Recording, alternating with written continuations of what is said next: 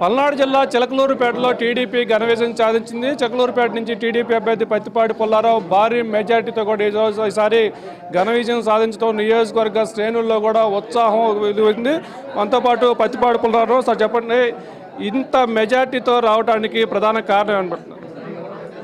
స్వాతంత్రం వచ్చినాక పల్నాడు జిల్లాలో ప్రతి నియోజకవర్గం హయ్యెస్ట్ మెజారిటీ వచ్చినటువంటి ఈ కూటమి ఎన్నికలు చంద్రబాబు గారు హిస్టరీలో కానీ ఎన్టీఆర్ చరిత్రలో కానీ ఇంతవరకు పల్నాడు జిల్లాలో ఇంత భారీ మెజారిటీ ప్రతి నియోజకవర్గం, ఒక చిలకలూరుపేటే కాదు, అన్ని నియోజకవర్గాలు కూడా అత్యధిక మెజారిటీ తెలుగుదేశం పార్టీకి సాధించి పెట్టినటువంటిది ఏ పార్టీకి కూడా రాలేదు గతంలో.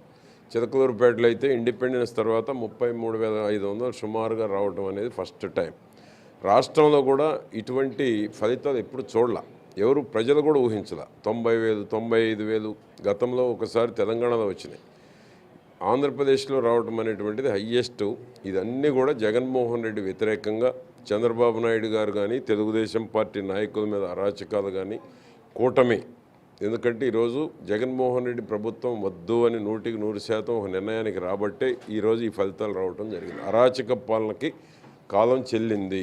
అరాచక పాలన చేస్తే ప్రజలు విశ్వసించరు అనేటువంటి తీర్పుని ఇచ్చారు. స్పష్టంగా అభివృద్ధిని కోరుకున్నారు, సంక్షేమాన్ని కోరుకున్నారు. చంద్రబాబు నాయుడు గారి పాలన అయితే అందరూ ప్రశాంతంగా ఉంటామని కోరుకోబట్టే ఈరోజు ఇటువంటి ఫలితాలు రావటం. తెలుగుదేశం పార్టీ ఏర్పడిన తరువాత హయ్యెస్ట్ పర్సంటేజ్ పోటీ చేసినటువంటి వాళ్ళల్లో 95% ఫలితాలు సాధించినటువంటి కూటమి ఎన్నికలు ఇవి.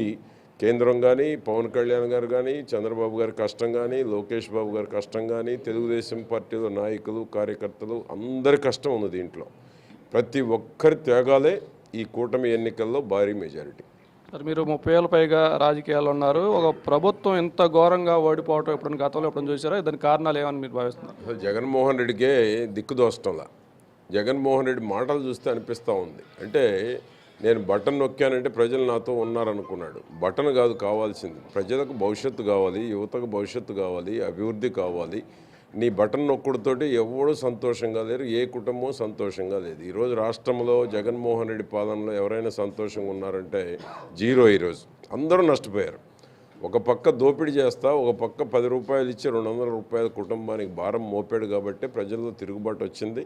అందుకనే ఈరోజు కూటమి తరఫున ఎవరు పోటీ చేసినా గెలిచే స్థాయికి వచ్చింది. వెళ్ళిన 11 స్థానాలు కూడా తక్కువ మెజారిటీతోనే పోయినాయి తప్ప అక్కడ మేనేజ్మెంట్లో కానీ ఏదన్నా కానీ రకరకాలైనటువంటి కారణాలు. ఏది ఏమైనా చంద్రబాబు నాయుడు గారి మీద నమ్మకం, పవన్ కళ్యాణ్, కేంద్రంలో ఉన్నటువంటి ప్రభుత్వం కూడా కావాలని ప్రజలు కోరుకున్నారు. కేంద్రం ఉండాలి, రాష్ట్రంలో చంద్రబాబు గారు ఉండాలి, పవన్ కళ్యాణ్ గారు ఉండాలని ప్రజలు కోరుకోబట్టే ఈ ఫలితాలు వచ్చినాయి. ఇది మొత్తానికి గత 5 ఏళ్లలో సంక్షేమం పేరుతో జగన్మోహన్ రెడ్డి దోపిడీకి పాల్పడ్డారు. ఆ దోపిడీని తట్టుకోలేక ప్రజలు తిరుగుబాటు చేశారు. గతంలో ఎన్నడూ లేని విధంగా కూడా ఈసారి పల్నాడు జిల్లాతో పాటు రాష్ట్ర వ్యాప్తంగా తెలుగుదేశం కూటమి నేతలకు భారీ మెజారిటీతో అత్యధిక సీట్లు రావడం తమకు ఎంతో ఆనందం కలిగించింది. ఇచ్చిన మాట ప్రకారం కూటమి నేతలు ప్రజలకు సంక్షేమం, అభివృద్ధి 2 సమపాల్లో కూడా తాము చేసి చూపిస్తామంటూ కూడా పత్తిపాటి పుల్లారావు చెప్తున్నారు. ఇది మొత్తానికి పల్నాడు జిల్లా చిలకలూరుపేట నియోజకవర్గంలో టీడీపీ శ్రేణుల సంబరాలకు సంబంధించి.